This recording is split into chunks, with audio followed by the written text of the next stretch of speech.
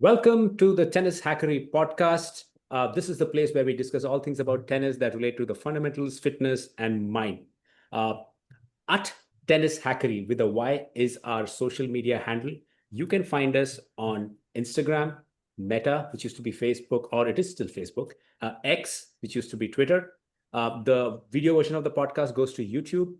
The audio goes to Spotify and Apple Podcasts, so you can find it on your favorite podcast readers.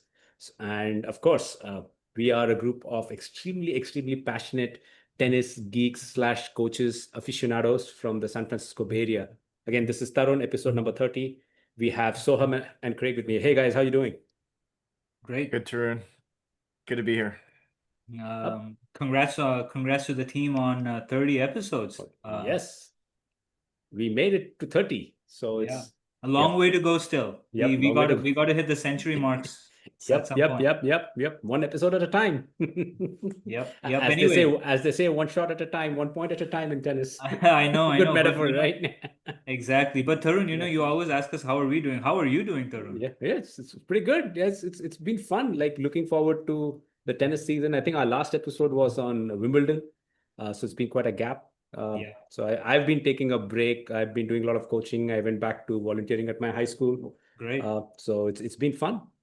My son has made a good improvement in tennis, so he's figured out his forehand thanks to Coach Alex, who is not here by the way. But yep, We are promoting Coach Alex then. yep, Hi, indeed. hi, Alex. Sorry, we're Hi. missing you tonight. Yeah. Of course, we always miss Coach Alex. But I agree. I actually went to see Tarun's son play at one of the tournaments, and I can definitely um, confirm, validate, that he's improving under the guidance of Coach Alex. So, Yep. in fact, one of my students also goes to Coach Alex, and she's definitely uh, with guidance from me and definitely Coach Alex. There's been lots of improvement. So definitely we as Tennis Hackery team are looking forward to guiding and helping improve a lot of other juniors and adults going forward. So please Yeah. send us your videos through our website. Contact any of us. We'll be glad to help you. So if going at this rate, I think you and I will be out of students. Coach Alice will steal all of. She's No, too I good. think Yeah. honestly, like each of us bring a different, unique sort of style of coaching. Yep. I have spent some time with Coach Craig. I'm going to call you Coach Craig. Everybody does. It's fine. And Craig is such a wonderful person on court, very easygoing, and anyone would love to be guided under Craig. Has years of experience. And like I just said, anyone out there listening, folks, let us know how we can help you. We have the right people at Tennis Hackery team, and we will definitely be able to guide you the way you want for success. Craig, so how have you been doing? Doing well. It's been a good summer on the court, transitioning now that kids are headed back to school and flipping back to an August through May script, so to speak. And yeah, tennis is alive and well, and Indeed.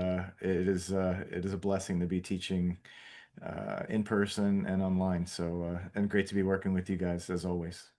For sure. Likewise. For sure. Likewise. I just want to give a quick shout out to all the juniors who are working super hard, who are college bound. It's I recently played the Moraga Brightwork $25,000 tournament where I saw a whole lot of kids, some who are in their first year or second year. I played a guy who shout out to Lucas Bollinger from UC Davis, number 2 singles player. Had a wonderful tournament. Lucas, it was a pleasure playing you if you're listening. Runners up in singles, winner in doubles, and semifinalist in mixed. Uh, he has also agreed to come on our show, so hopefully we can get him on one of these Awesome. in the next few months. But what I wanted to say is good luck to all the juniors out there who are going to be starting college soon. D1, D2, D3 programs. Fantastic turnout at Moraga Open. Some amazing players out there. It was I was humbled by Lucas, but it was great to see such talented individuals who are all really working hard under various Yeah. different coaches be there. And we, as at Tennishackery, we love working with the juniors who are so passionate about tennis, and you know we enjoy it because all four of us are very passionate. That's what brings us together for Tennishackery outside the podcast that we do, but also Yep. during the podcast. So, Yep. Tarun, I would hand it over to you to lead the way for our discussion tonight. Yes. I guess the flavor the flavor is in the air is the US Open, I guess. So it's the US hardcourt season is in progress. I think we are already into like day 2 or 3 of the US Open. Uh, I think let's start with the fun stuff. The mixed doubles. I think they completely revamped that format. I mean, we all knew this was going to happen like for months, of course. And there was a lot of now that we see it happen. I'll start with Craig. Craig, what are your thoughts on the this format? Hits and giggles at the mixed doubles. Yay. Yeah. It's during fan week, which I think is Yeah. excellent. Let me start with the positives.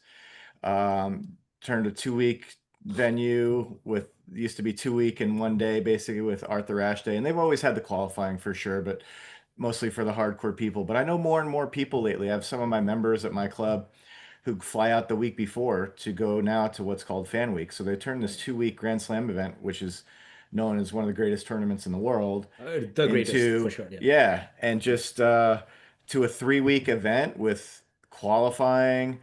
Lots of great practice. All the players are there basically early who aren't playing Winston-Salem or aren't playing Monterrey, Mexico for the women, or Cleveland, etc. And and then they add a mixed doubles, allegedly a Grand Slam mixed doubles championship to this and it's a bit of an invitational, a bit of some have called it an exhibition. It was a wild few days to digest. The USTA decided to stick it into, was it 2 playing days over the course of 3 actual days? Is that kind of how it turned out?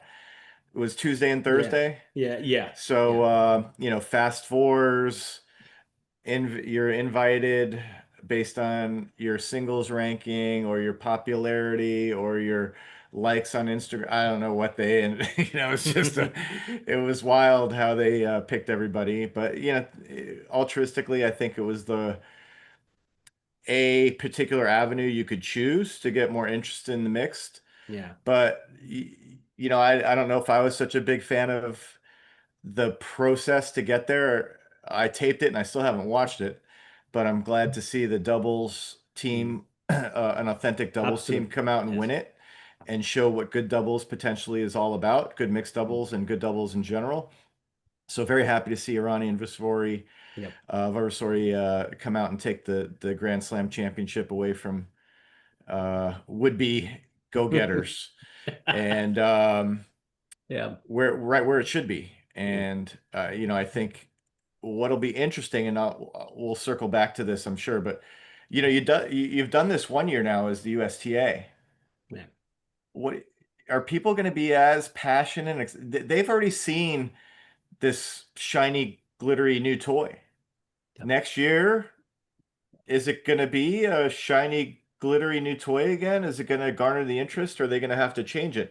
And if you do change it, then it truly becomes not traditional tennis. The Grand Yeah. Slam singles for all four events are 128 players and 7 rounds over the course of 2 weeks, and you have to go through the gauntlet. And how well is this going to play out in year two? Enjoy Yeah. year one, everybody, because year two, if you have to be more creative to make this event popular, or not that you have to, but you choose to, and that's the path you choose to go down versus letting it stay as a traditional Grand Slam format. Yeah. I'm not sure how well it's going to turn out. And Soham, you told a story during our pre-show how you kind of thought it was like a pre-warm-up tournament. You're waiting for the real deal. Share with us your thoughts on that. Sure was, Craig. What great summary. And like Craig was saying, obviously there was some excitement, right? Right. Because you see some of the more popular players show up and there's buzz about, I don't know, like romance or whatever that people talk about, or potential romance or something. That's great. Creates buzz, Instagram likes, more Yep, views, yep. you know? But in terms of, so I saw some of the highlights. It's very interesting to see how two singles players play doubles. Um, and like Craig said, I think the right team won, right? Yep. Now, yes, I think day before yesterday, I was scrolling through all the scores because I was not able to catch it live, and online I was like, okay, there's singles. I checked single scores for men, for women, men's doubles, women's doubles, and then like, hold on, where's mixed? I'm not used to like not seeing mixed doubles, right? And then I realized, wait, they had an exhibition, or some called it an exhibition, like Jack Draper, I think, said it in an interview, and his partner Jess Pagula got a little annoyed because I think maybe she was Yeah. taking it more seriously than he Yep. was. So it's a bit odd, and I feel really bad for the the legit sort Yep. of mixed players because they missed out on an opportunity to compete. Yep. And there are a lot of people out there who maybe mixed is the only tournament that they look forward to, and they're like specialized in mixed, right? It's very Yep. different. I Yeah. just played mixed for literally the second ever season. I played like 3 4 matches at USTA, and as a singles player myself, it was a completely different, like it's very different. So I feel like the singles players already have a lot of like fans and media coverage and everything. I think it's high time that we give double specialists, mixed double specialists more air, like TV time or air time or more exposure, because it truly is a very different art. Yeah. And Yes. there's a lot you can learn, teamwork, whatever, right? Yep. Um, Yeah. so I'm disappointed, Craig. Like, I'm just disappointed for all the usual mixed teams not to have an opportunity at a prize money, Yeah. because that's Same. probably what they look forward to the entire year. Yeah. I'm rooting for a Schurz and Skupski team to go waste the field in the next mixed doubles championship, and that would be Yeah. my dream. Yeah. Two But amazing double specialists just I, having their way. you know, just a final point on the mixed, because it was, it generated a lot of buzz. Is Hey, so I'm actually sorry to interrupt you on that. Yeah, So yeah, yeah, yeah. I'm a bit moderate on that. Since you use the word buzz, I'll just read out some of the Go ahead, things that I yeah. put together. So apparently, the mixed doubles prize money for the winners used to be 200K per team. In the past, they increased it to $1 million, and of course, exhibition. So 78,000 attendance and fans over 2 days, sold out sessions, record crowds, records in YouTube views, app visits, page views. So apparently, it was I think it was well promoted, and I think it brought in a lot of attention, in my opinion, from the non-traditional crowd. So typically, so when I go to these events, when I see mixed doubles, when I've gone to Indian Wells and a few of these tournaments, people sitting around me, they're all double specialists. Like you can see, you just go talk to the person next to you. They will, they're all like USTA league players and stuff. Uh, and those are the hardcore fans. But apparently here, a bigger population was targeted. Like, oh, okay, you have Alcaraz and Emma Raducanu playing. Hey, what's going on? What's this chemistry? So I think it probably attracted a larger crowd, which may not have otherwise bothered to show up. Is my opinion. So I think as it's a good experiment, but I know it came at the cost of double specialists. So my take is that perhaps if any other slam is going to ape this idea, if they're going to copy this, I think they should have. I mean, perhaps they could introduce strategically a good mix of specialist doubles teams and you know Yeah. put together What, teams, and you will find out that the specialist doubles team will always win. what I was thinking is what they could do is, let's say Yeah. you have like spots for Yeah. say 20 teams, hypothetically, right? Yeah. You can have 10 spots guaranteed for specialist Yeah. mixed doubles teams based on like ranking or whatever. Right. For the other 10, maybe you can have the normal mixed doubles teams compete against the these fancy pairs, Right. singles Yeah. pairs, right? Yeah. And if these singles pairs are able to beat the mixed doubles teams in like a qualifying round, then they get into the main draw. Hmm. I mean, something like that, Right. where Okay. like a more fair competition. I Like see. I was just the final thing I was going to say about this is actually Casper Ruud and Iga, Hmm. they surprised the people because they were not supposed to do as well. I never imagined them to be doing so well, but they actually pushed the winning team pretty deep. Yeah. It was a close match. Yeah. It was a close match. So there are probably some singles players who have not explored mixed doubles who can probably do pretty well at it. Yeah. Uh, I'll And make on the I'll flip make side, you see Sinner didn't show up because he was just pretty exhausted from, and well, Sinner, yeah, yeah. So yeah, that's true. yeah, this is going to happen with single yeah. specialists. Yeah. And one other item, Paolini, who Yeah. was supposed to be in there, she backed out. Yeah. Iga, she was in the final. So remember, they did Monday finals in Cincinnati Yeah. for both men and the women. And she played on Tuesday in the mixed. Yeah. And then I watched her in an interview. I want to say it was today or yesterday. And she said, "Did she play today?" Yeah. I can't Yeah. She remember. did play So match she today. played Yes. today, Yes. and I saw her do a post match, and she took extra days off, like two and a half days that she wouldn't normally take before a Grand Slam, Yep. because the mixed extended her. So credit to Iga, true champ, true pro. Yeah. She showed up and said, "Hey, and I love Draper, but he didn't give two hoots." But Iga fought the good fight, flew the next day, flew that night probably, played the next day, um, took a day to probably rest and maybe hit some singles, and then played again in the mixed doubles champion. Or they made the semifinals, I think, on Thursday, and then had to take 2 days off Yeah. before. I mean, no practice, no tennis, no anything. 2 days off before one of the biggest tournaments of the year. Let me ask you this.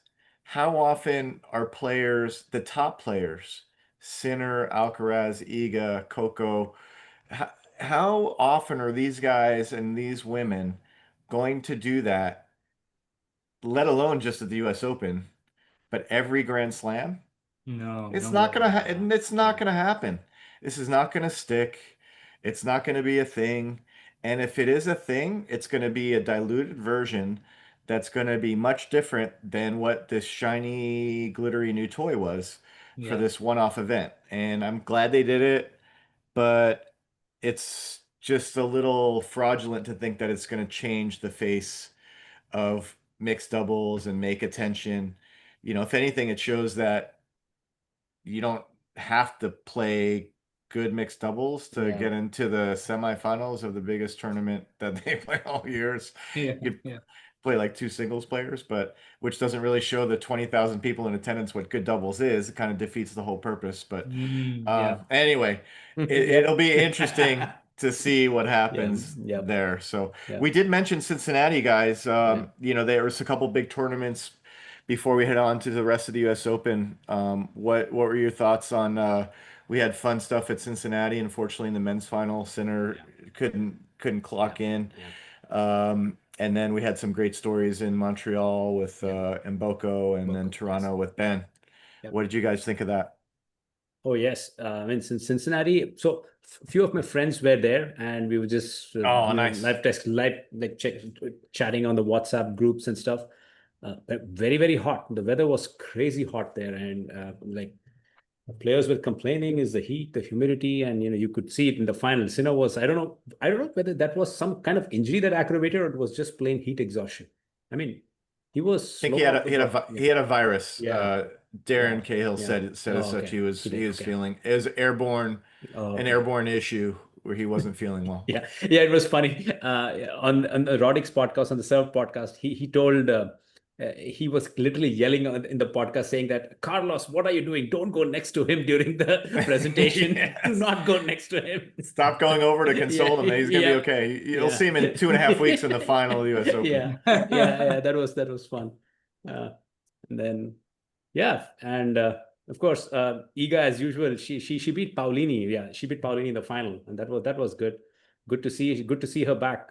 Again, on Yeah. Roddick's podcast, he was Iga had there was an interview with Iga Swiatek about a couple of weeks back, and she talked a lot about how her serve has improved. Like Wimbledon, she was serving big and like taking time away from the opponents, time and space, I guess, and court, and setting up that first shot. So her serving has really improved and it's showing. I think she's a genuine contender for the US Open. What do you think, Soham? Yeah. First of all, good to see a couple of new people show up in the Yep. was it Rogers Cup for men's, correct? Rogers, I think, Yep. is Toronto. Montreal, I'm not sure what it's exactly called, but So Montreal were where the ladies were. Yeah. Okay, so Toronto, it was good to see two new guys. Otherwise, you always see like Sinner and Alcaraz, right? Like again, it happened in Cincinnati, but good to see Ben. I was rooting Yeah. for him. He played Hachinov in the final. Good match. I think that tournament, Hachinov had a lot of impressive wins. I was watching. He's like kind of rejuvenated a little bit. He kind of went away, and then he's made improvements. Same with Rublev, actually. Both of those guys from Russia. Yeah. Now, Ben won, which is really nice to see. I think Yeah. he's top six now. He'll be a contender in the U.S. Open, so that was good to see.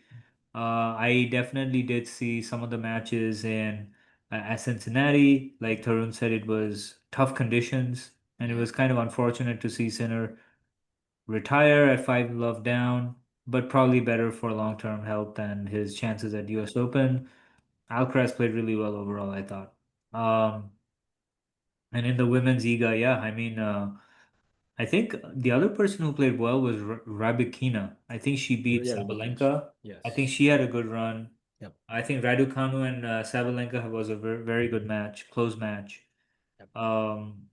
And yeah, and I think this whole US Open series is pretty fascinating because it's very competitive.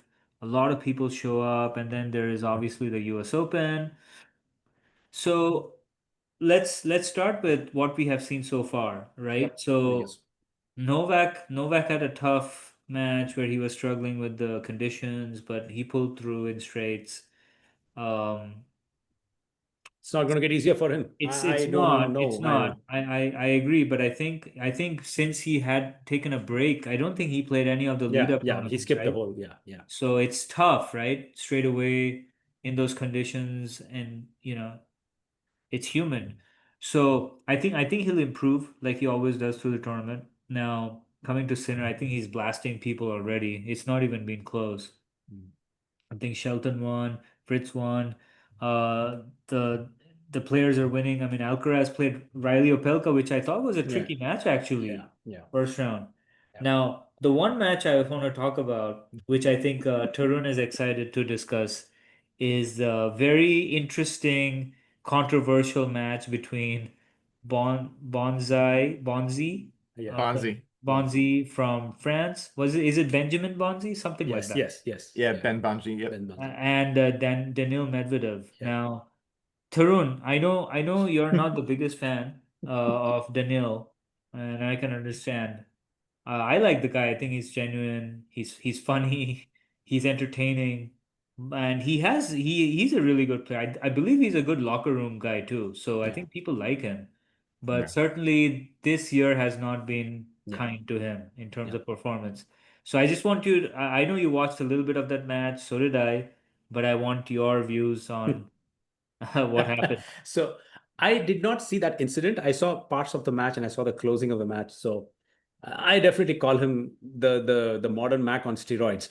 So he likes to work the crowd up, and I mean it's I mean I think he should have been defaulted for what he did, to just yell at the referee, disrespect the referee, and hold up play for 5 plus minutes.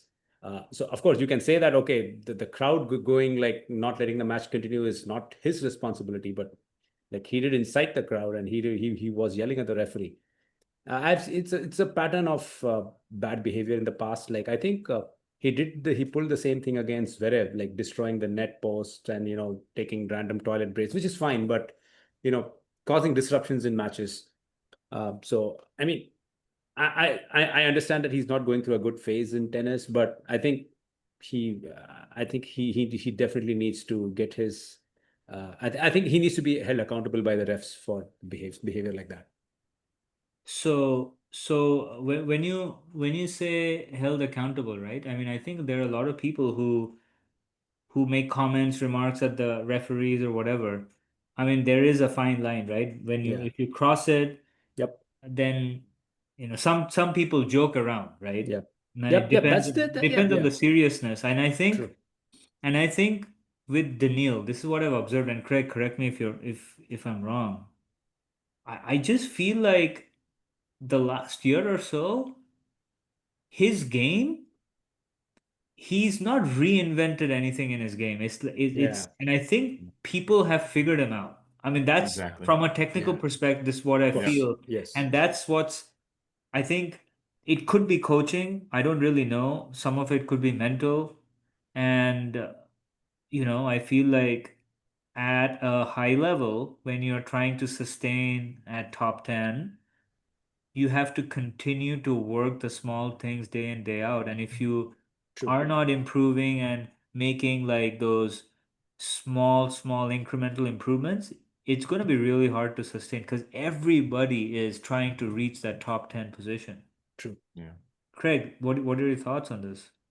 Totally agree. And when you think about when when was the last time Daniil was really, really good?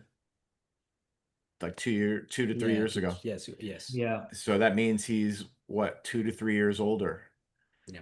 with arguably, and I agree with you, or debatably, Soham, I agree with you, with no real reinvention, rejuvenation in his game. If he's playing the same way, defending, like he plays so far back, so he's defending so far wide.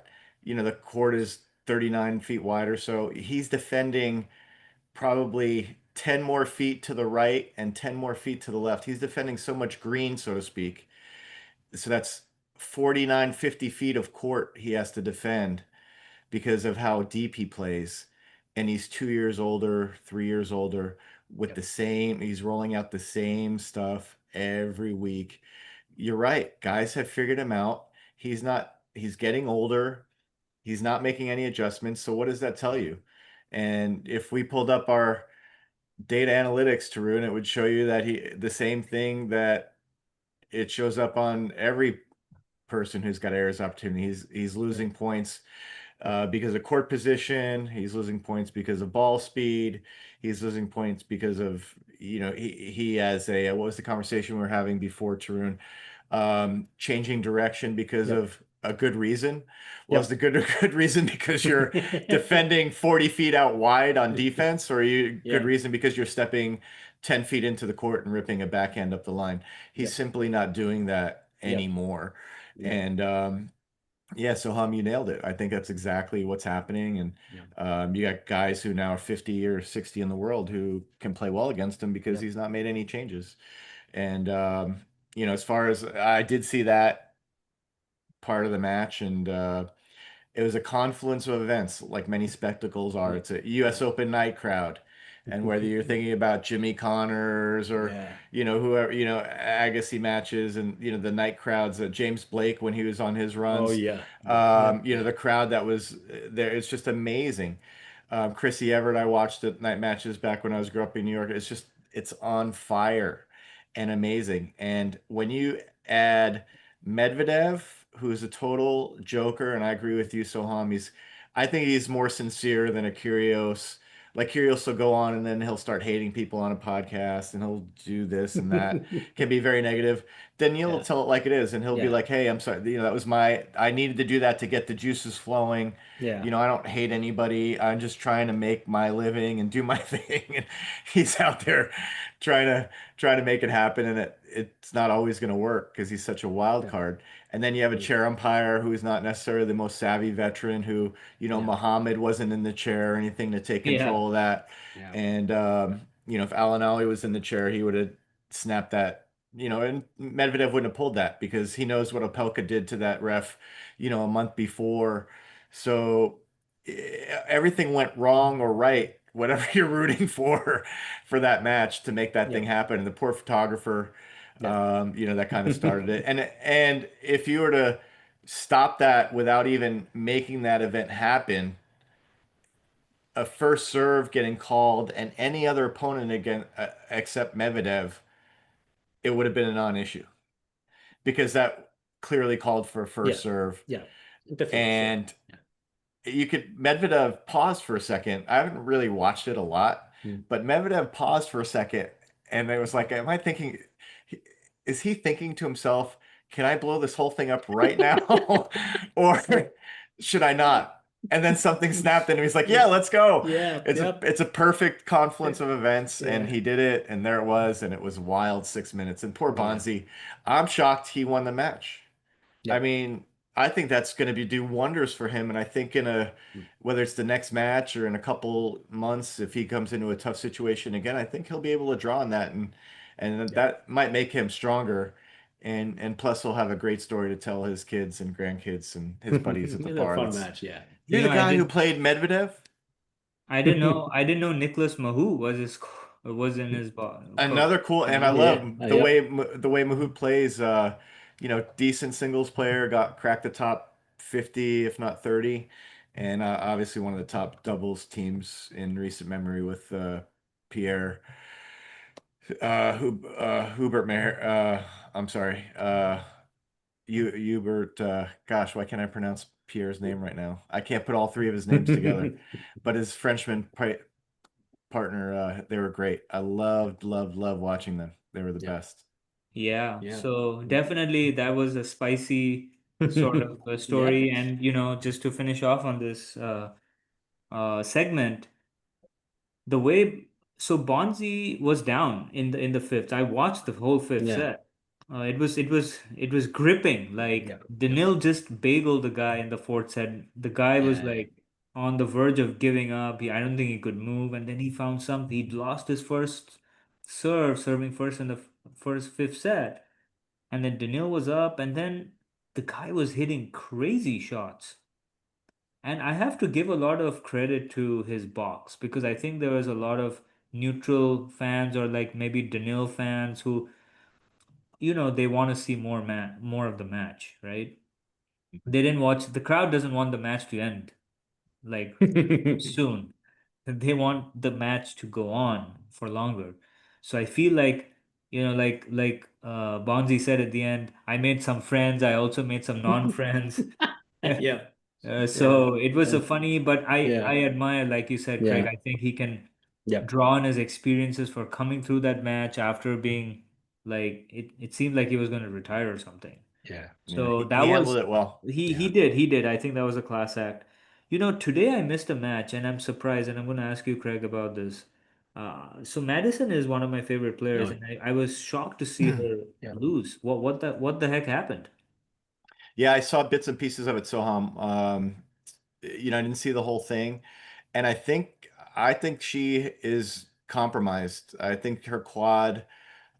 She's had quad injuries. If you told me, hey, what player is taped up more than anybody else in their quad, No. and it's like half the time it's Madison, and I think she's got a lingering issue on her left quad, and I'm not sure what it is, but I think it's significant, and one of the reasons why I think she did well in the Aussie Open and changed her whole trajectory was I think she moved so well Mm-hmm. on that court and was able to take the ball in optimal positions combined with, you know, being a better neutral ball player and choosing when to be aggressive, but it was Right. all about her movement. And we talk a lot about that. And that's the biggest part for me is I think the way people move is going to dictate whether they win or lose. And I think she had been doing that just amazingly well.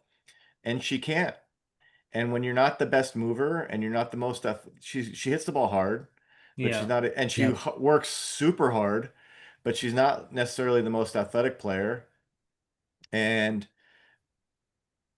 when you're compromised like that and you go for big shots, it's a Yeah. tough sledding against whether you're a top man or a top woman. All these players that they're playing are so good. The margins are so thin, and if you're injured and you can't hit your best shots, Yeah. it's a crapshoot at that point, and I think that's what happened today. And I think she's going to have to look at not playing for a few months and take into account some physical therapy and recovery. And I mean, she's always pretty fit and strong, but that if that's a TLC area for her, that's something she's going to be addressed because just like we talked about Daniil being 2 years older and so forth. You know, she's a veteran. Yeah. Maddie's been around for a while. That's not getting any better just to give it some rest. Those areas need to be addressed, and it'll be interesting to see what happens. So I'm not sure what Yeah. happened today, but she was wrapped up pretty significantly, and I think that played a big role in it. Got Yeah. it. Got it. Yeah. I was looking at the stats, like 89 unforced errors over 3 sets. This is That's incredible. crazy. That's Yeah. not typical for her. Yeah. Yeah. It's not. One of the bright spots in the women's tennis though is Alex Yala. Yeah. Oh, I enjoy that her was tennis. amazing. You know, she's Yeah. from the Rafael Nadal Tennis Academy in Spain. Yeah. I love her energy, and it's really good for the Asian Filipino crowd. So Yeah. I kind of enjoy watching her play. Yeah. I Um, do too. Yeah, Yeah. she's a firecracker. Yeah. First major Lefty. Yeah. win Yeah. for a Yeah. Filipino-born player.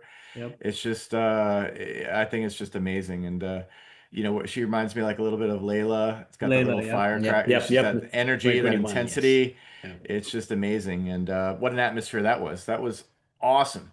And so look forward to more of those matches. And then obviously we'll have to touch at the end of this episode to see how Coco continues Yeah. her journey with a new biomechanics coach and her serve. She played tonight and pulled out a tough one against Tomjanovic. Yep. Um, so very interesting stuff happening as we Yep. speak. All What? right, got a big question, guys. Mhm. Is it time for the Americans? Men. I mean, women, of course, we have plenty of contenders. Men. Can they get this done this time? Well, I picked Fritz, so you know I know some of the Americans have won. Yeah. How did Tommy Paul do tonight, by the way? Did he win? He won his straights. He won his Did straights. he? Okay, Yeah. Yeah. because he's physically compromised too. Yeah. But yeah, I mean, my heart wants Fritz to win. I don't necessarily wouldn't put any money on it in Vegas, but and I love Shelton, probably my favorite American player. But I mean, who, you know, could you really bet against the way Sinner? I thought Sinner was going to come out a little Yeah. compromised as well. Wow. And then, you He's know, back to handing down beatdowns. Yeah. yikes. It's talk about sending a message. It's like, you know, if you thought I was not feeling great, take that. And then Carlitos, as great as he can play, Yeah. I liked his attitude, came out with the shaved head and the Yeah. intensity as always, but in big matches against big players, it's not always a guarantee. It's up and down for him sometimes within the match. So if the Americans can, I think one of those guys has to lose before.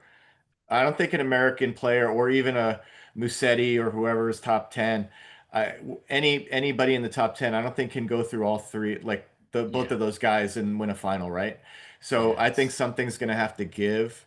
I don't think anybody's beating both of them at the tournament.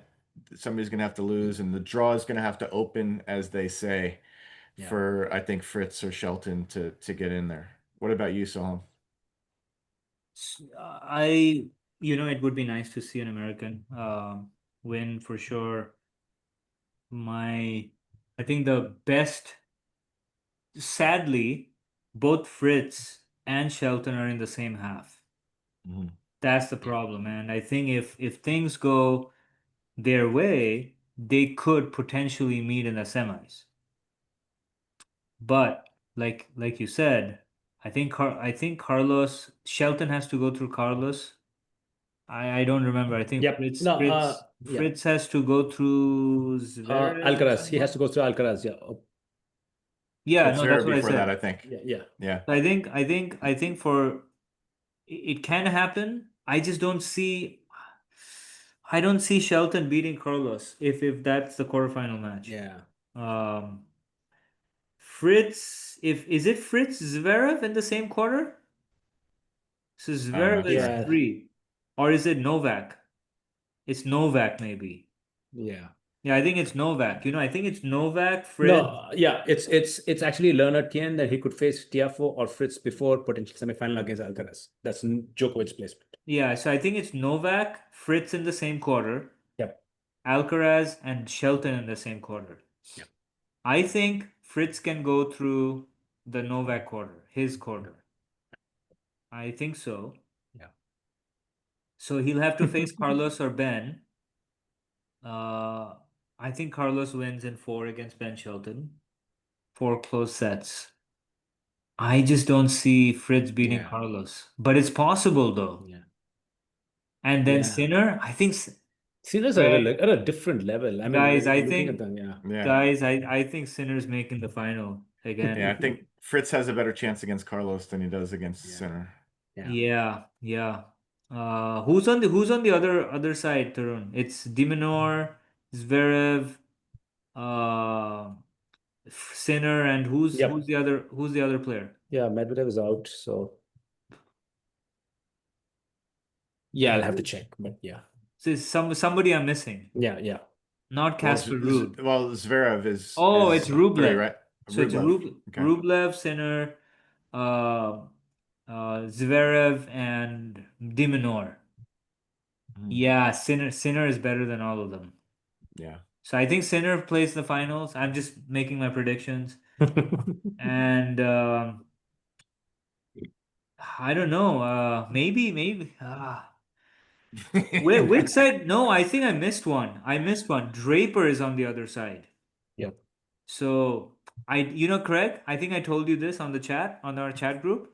I would love to see Draper versus Shelton, but that's not going to happen. The lefties. How I amazing agree. would that be? Yeah. That'd be some high-powered tennis. I'd pop some popcorn and sit and watch that one for sure. So Yeah. Yeah. So, I pick Sinner, and On the I'm women's? I'm gonna go Carlos. So, women's, I don't know who's on which side, but I think Iga looks Yeah. good. Yeah. But Iga can be beaten on hard court though. Yeah. I feel. Yeah. I just don't know by who. Sabalenka, I'm not sure. Craig, Yeah. you have been watching a little bit more women's than I have. Yeah, so I mean, my pick was Coco. I think she's such a great fighter, but I don't know if all the tools are Yeah. going to come together for her in Yeah. one given night over like every given night over the 2 weeks, right? So 6 more times, it's going to be tough for her to mature into the second week and have all this congeal together, what she's going through and what she's trying to accomplish. Yeah. I mean, Sabalenka, she could show up tomorrow and press the on button, and it's a wrap. Even Iga, she could take the racket out of Iga's hands. But the way I'm watching tennis lately, I mean, nobody's playing better, moving better, has the mental I know. attitude. I've seen Iga lately become more professional than I've ever seen, or just show her professionalism even more than she has. And maybe she's had it the whole time, but it's not necessarily. I've watched her play, I've watched her interview, I watched her conduct herself. She's kind of got the whole package right now, and Yeah. I don't see anybody beating her. I mean, easy wrap into after the first week and into the second week, but I mean, you got Maddie falling out, Emma Navarro, my new favorite American.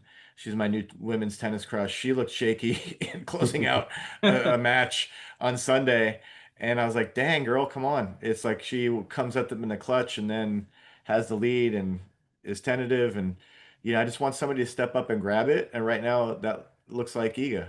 What about Yep. Paulini? We'll see. She's played a Yeah. lot of tennis, and has been through a lot. And we'll see. We'll see how she plays. Who's the other girl out there? Andreeva. So Andreeva and I have Rybakina could be a dark horse the way she's playing, and the conditions with her serve, and I mean, Yep, I'm not saying she's Anisimova. Yep. There's a lot of good players, and you just never Pegula know. too. Pegula's out there too. Yeah, She has an opportunity. yes, she does. So, But I second you, Craig. I mean, I think Iga is a genuine contenders. Given we were talking about players evolving and some not evolving, I think she has taken a big step with the Wimbledon win with its serve. So I feel that there is a chance. There's a good chance that she might be able to. so are we going with collectively Fritz versus Sinner final? A repeat of last time? I don't know. Yeah. We'll find out maybe. Yep. We'll But find out. Yep. hey, I have a proposition. Like I have a just a wild thought. This time next year, hopefully the tennis hackery team will be together at the US Yep. Open. That would be nice. Yep. That would be nice. That would be really nice. Yeah. Not for the mixed doubles though. Yeah, I would ask you that. Yeah. Yeah. So look forward to another week plus of exciting tennis. Last Grand Slam of the year. Yep. Guys, let's make sure we enjoy tennis as much as we can. This is the best time for Yep. tennis, hardcourt season. And we look forward to inviting some more exciting guests in the near future. We have a lot more in store. As a little bit of a status update, we are making good progress in developing our product in the back end. And very soon we'll have some exciting prototypes out, and we'll be testing it with some of our clients and waiting for some positive or critical feedback. And like I said before, make sure to send in your videos. You could be one of the beta phase pilot users that we use for our data analytic approach for coaching services. So, yes, and with that, so the way to reach out to us for that is please DM us. So I understand that all of these are competitor matches. It is going to be private. Please DM us at Tennis Hackery on either Facebook or Instagram. You can email your match video, match@tennishackery.com. That's a special email that we've set up for this purpose. So we're happy to get on. I mean, whether your video is for YouTube or a raw video or a swing vision, happy to analyze it and give you a good a report and a few tips, a few short, small tips of that could create high impact in terms of improvement.